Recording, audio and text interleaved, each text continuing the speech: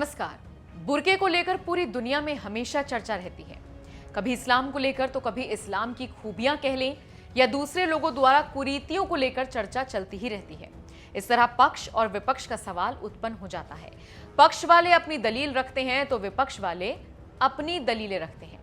ऐसा नहीं है कि सिर्फ इस्लाम पर ही, बाकी और धर्मों को लेकर भी कभी कभी चर्चा हो ही जाती है। तो कभी कभी ये चर्चा हिंसक हो जाती है और दुनिया में प्रदर्शन होने लगते हैं, तो कभी शांति से मामला निपट जाता है। उसी तरह एक ब्रिटेन के प्रधानमंत्री बोरिस जॉनसन का बयान काफी चर्चा में है और ये बयान इतना तूल पकड़ चुका है कि आखिरकार बोरिस जॉनसन को माफी मांगनी पड़ी। जी हां, ब्रिटेन के प्रधानमंत्री बोरिस जॉनसन ने इस्लाम को लेकर दिए गए अपने विवादित बयान पर माफी मांगी है। इस्लामोफोबिया समेत भेदभाव की शिकायतों को लेकर कंजर्वेटिव पार्टी की एक रिपोर्ट के लिए बातचीत के दौरान बोरिस ने अपने पुराने बयानों पर खेद जताया।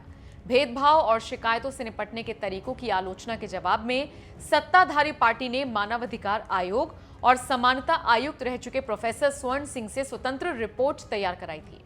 इसमें जॉनसन से जुड़े कई उदाहरणों का जिक्र किया गया।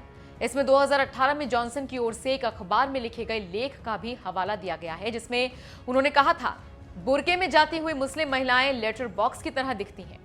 उन्होंने इस हुलिये को बैंक लुटेरों से भी जोड़ा था। इसी बात को लेकर बोरिस ने एक बयान जारी कर माफी मांगी है और कहा है कि मैं जानता हूं जो बातें मैंने कही उनसे क्या अपराध हुआ। लोग उम्मीद करते हैं कि जिस पद पर मैं हूं उस पर बैठे शख्स को चीजों को सही तरीके से रखना चाहिए, लेकिन पत्रकारिता में आपको आजादी से भाषा का इस्तेमाल करना होता है। जो गलती हुई है उसके लिए मुझे दुख है। तो आप समझ सकते हैं कि ब्रिटेन में उठे बवाल को देखते हुए प्रधानमंत्री ने मामले को शांत करने के लिए माफी मांग ली है। अब देखना होगा आगे ये मामला ठंडे बस्ते में जाता है या अभी गर्म रहता है। ये देखने वाली बात होगी।